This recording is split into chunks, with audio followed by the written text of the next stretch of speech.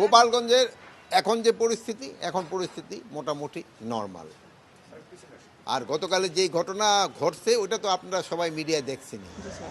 না কিন্তু গতকাল ঘটনাটা ছাড়া আপনার কাছে কি মানে গোয়েন্দাদের কাছে আগাম তথ্য কোনোরকম ছিল নাকি ছিল না স্যার? মানে গোয়েন্দাদের তো তথ্য ছিল, বাট এত পরিমাণ যে হবে ওই ওই তথ্যটা হয়তো ছিল না।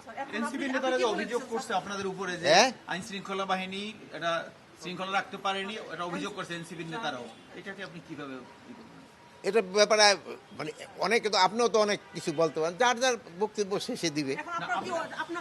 ভবিষ্যতে কিভাবে ই করবেন তো?